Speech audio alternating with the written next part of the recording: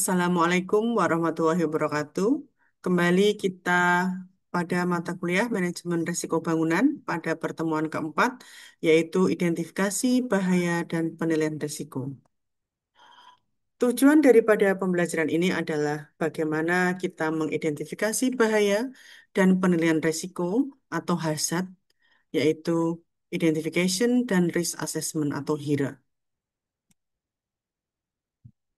Beberapa standar penerapan daripada penerapan resiko adalah Undang-Undang RI Nomor 1 Tahun 1970 tentang keselamatan kerja, Permenaker Nomor 5 garing Men garing 96 tentang Sistem Manajemen Keselamatan dan Kesehatan Kerja, SMK 3, Lampiran 1 Pedoman Penerapan SMK 3, Klausa 2.1 Perencanaan Identifikasi Bahaya Penilaian dan Pengendalian Resiko, kemudian OHSAS 18001 2007, klausal 4.3.1, Hazard Identification, Risk Assessment, dan Determining Control atau HIRADC atau HIRADS.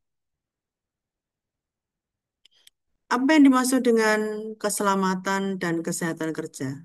Yang dimaksud dengan keselamatan dan kesehatan kerja adalah kondisi-kondisi dan faktor-faktor yang berdampak pada kesehatan dan keselamatan karyawan atau pekerja lain, termasuk pekerja kontrak dan personal kontraktor atau orang lain di tempat bekerja.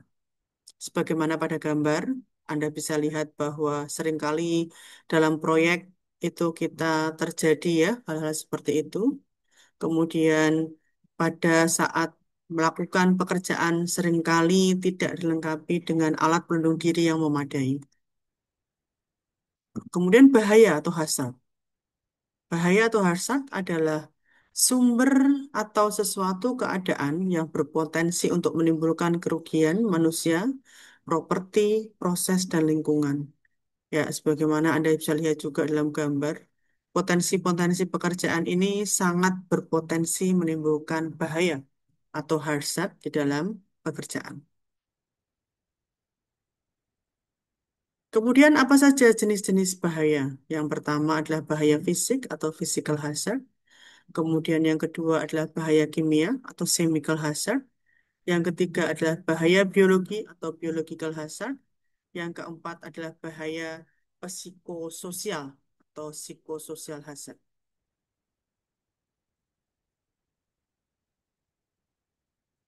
Kita bahas satu persatu terkait dengan bahaya. Yang pertama adalah bahaya fisik atau physical hazard.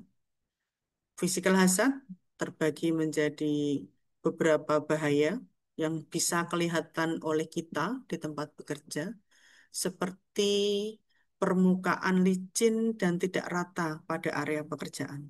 Seringkali orang terpleset ya karena adanya hal tersebut. Kemudian bekerja di ketinggian, ini juga seringkali dihadapi ya. Kemudian kejatuhan benda dari atas, kemudian terjepit, terlilit, dan juga terbakar. Ini juga sering terjadi pada tempat bekerja. Bahaya transportasi, kemudian kebakaran dan ledakan, energi berbahaya seperti listrik, radiasi, kebisingan, atau getaran, dan juga temperatur yang tidak nyaman dalam bekerja.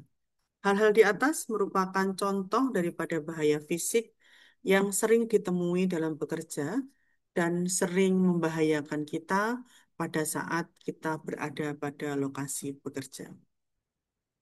Kemudian fisikal atau ergonomik. Contohnya posisi duduk yang salah ya. Kemudian pekerjaan yang sama terus-menerus sehingga menyebabkan anggota tubuh itu menjadi kelelahan, misalnya jari tangan, kaki, dan lain-lain. Kemudian desain yang kurang baik pada area kerja, kemudian tata ruang yang kurang baik, misalnya terlalu terang atau terlalu gelap, ya, dua-duanya juga menimbulkan sebuah efek dalam bekerja. Kemudian membungkuk yang berlebihan, cara mengangkat yang tidak tepat sehingga mengakibatkan kelainan pada tulang belakang, dan desain peralatan yang kurang baik, yaitu melampaui kapasitas daripada pekerja yang mengangkat pekerjaan, sehingga desain peralatan ini menjadi penting karena nanti akan menyebabkan sebuah gangguan ya, gangguan fisik pada pekerja. Kemudian environmental adalah penerangan yang kurang misalnya. Ventilasi yang kurang terlalu pengap dalam pekerjaan dan ini sering sekali kita melihat bahwa pekerja konstruksi berada pada mesh atau bedeng pekerja yang terlalu pengap sehingga juga mengganggu pernafasan daripada pekerja. Kemudian pengontrolan temperatur yang kurang baik dan juga pengaturan kelembaban yang kurang baik. Selanjutnya adalah bahaya kimia atau chemical hazard.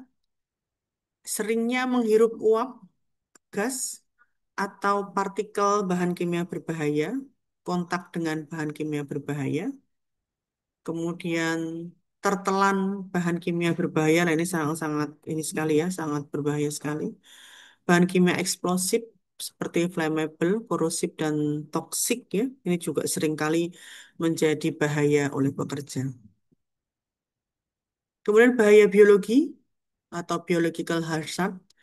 Contohnya adalah serangan virus atau bakteri pada tempat bekerja. Hal ini misalnya kita berada pada proyek pada tengah hutan, ya, kemudian berada jauh dari pemukiman, maka serangan virus dan bakteri juga menjadi halangan.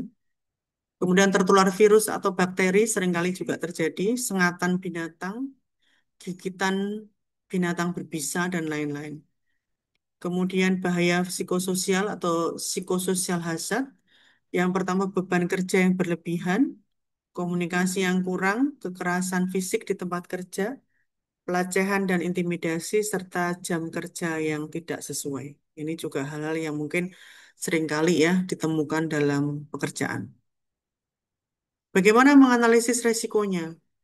Proses evaluasi resiko yang muncul dari suatu bahaya dengan mempertimbangkan bentuk pengendalian yang ada dan memutuskan apakah resiko dapat diterima atau tidak.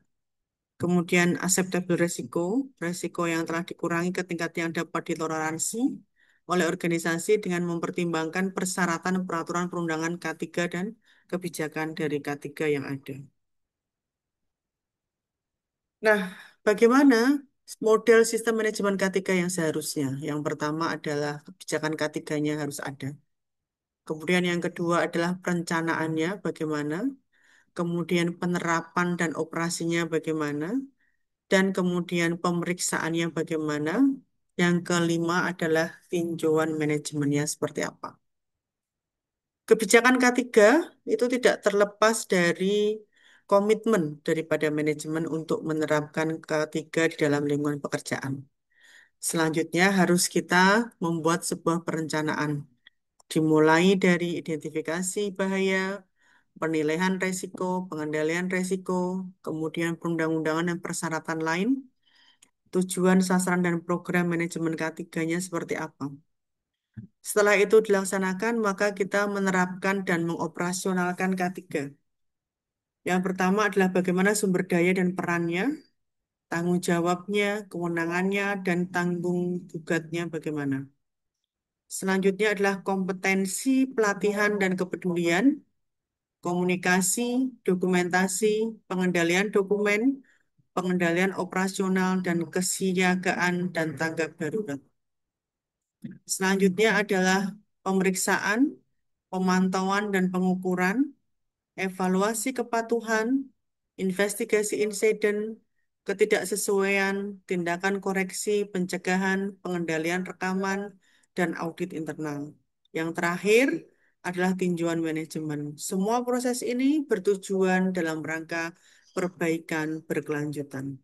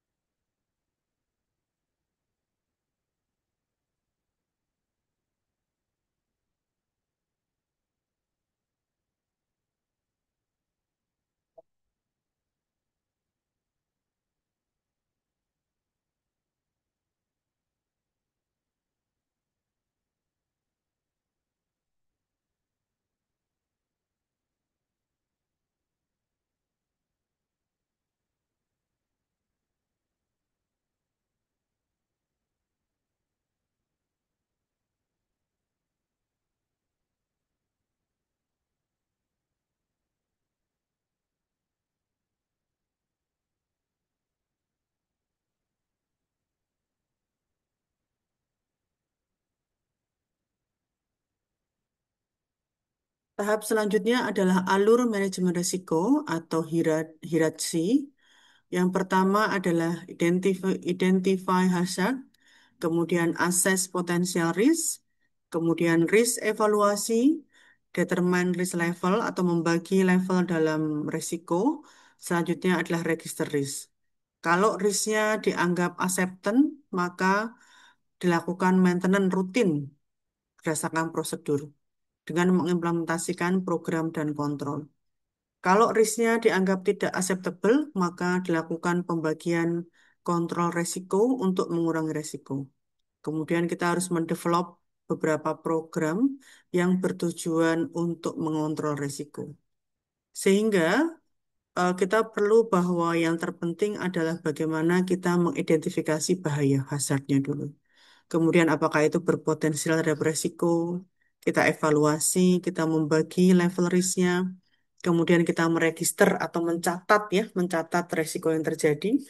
Kemudian kita kategorisasikan apakah perlu maintenance rutin atau kita perlu mengurangi dulu resikonya sehingga kita bisa mendevelop atau mengembangkan daripada program pengurangan resiko. Nah, alur manajemen risiko sendiri ada persiapan, ada identifikasi bahaya, ada penilaian risiko, ada kemungkinan apakah parah atau tidak, baru kita evaluasi risiko, dan selanjutnya kita kendalikan risikonya. Beberapa persyaratan HIRAJ adalah mengidentifikasi bahaya dan penilaian risiko mencakup aktivitas rutin dan tidak rutin, kemudian aktivitas seluruh personel ke tempat kerja, perilaku, kemampuan, dan faktor manusia, kemudian bahaya-bahaya yang timbul dari luar tempat kerja, bahaya-bahaya yang terjadi di sekitar tempat kerja, sarana, peralatan, dan material di tempat kerja.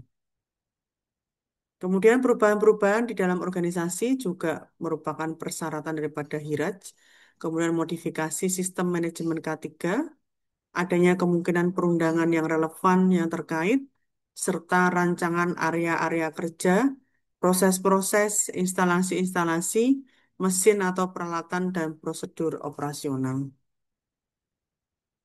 Beberapa manfaat manajemen risiko yang pertama adalah bahan pelatihan untuk karyawan baru, merupakan instruksi sebelum bekerja. Kemudian merupakan alat bantu dalam penyelidikan kecelakaan, kemudian dapat menghilangkan atau mengurangi kecelakaan dan penyakit akibat kerja, serta menetapkan standar kinerja, prosedur dan instruksi kerja yang akan dipatuhi oleh seluruh karyawan dalam bekerja. Identifikasi bahaya sendiri memiliki beberapa metode, yaitu metode identifikasi bahaya terdiri atas berjalan mengelilingi area kerja, wawancara dengan pekerja, histori dan analisis kegagalan selama ini yang sudah terjadi, data kecelakaan dan penyakit akibat kerja yang sudah terjadi, maupun potensi-potensi penyakit akibat pekerjaan, serta yang terakhir adalah brainstorming. Yang kedua adalah identifikasi bahaya harus memperhatikan bagaimana cedera dapat terjadi. Kemudian apa yang akan terjadi jika saya lakukan. Kemudian seberapa parah akibat yang terjadi. Ya. Kemudian alat yang digunakan untuk mengidentifikasi bahaya itu ada CSA, ada FTA, ada ETA, ada what if, ya, ada HASOP, dan ada FMEA, dan lain-lain. Nah, kita bisa melihat dari gambar di samping. Kira-kira Anda dapat mendeskripsikan apa bahayanya. Orang bekerja di ketinggian tanpa menggunakan alat pelindung diri, ya, bekerja pada pekerjaan konstruksi. Kemudian jenis bahayanya bagaimana? Jenis bahayanya apakah nanti berdampak pada apa saja dan dampak bahayanya apa? Baik terhadap diri sendiri maupun dalam industri konstruksi yang menaungi, ya, apabila terjadi bahaya seperti bagaimana gambar di samping. Kemudian, apakah dari bahaya tersebut merupakan bahaya lingkungan, bahaya biologis, ergonomik, atau yang lain-lain, ya, Anda dapat definisikan. Kemudian yang kedua, Anda melihat gambar di samping, ada orang bekerja dengan kren, kemudian sebagaimana kelihatan di samping, Anda juga dapat mendeskripsikan bahayanya apa, kemudian jenis bahayanya, serta dampak bahaya yang akan terjadi. Kemudian yang ketiga, ada sekelompok tabung, ya, sebagaimana gambar di samping. Silahkan Anda mendefinisikan, mendeskripsikan bahayanya apa, jenis bahayanya apa, dan bagaimana dampak bahaya tersebut terhadap pekerja. Kemudian yang keempat, Anda bisa lihat bagaimana gambar sebagaimana pada latihan soal 4, ya. Ada orang bekerja, sebagaimana hal tersebut, kemudian bagaimana deskripsi bahayanya, jenis bahaya, serta dampak bahaya terhadap pekerjaan. Ya, kemudian ini ada binatang di tempat bekerja. Nah, ini juga merupakan potensi bahaya sebenarnya, tetapi Anda juga diminta mendeskripsikan bahayanya, jenis bahayanya, serta dampak bahayanya terhadap pekerjaan. Demikian perkuliahan kita pertemuan 4 ini. Sampai bertemu pada perkuliahan berikutnya. Wassalamualaikum warahmatullahi wabarakatuh.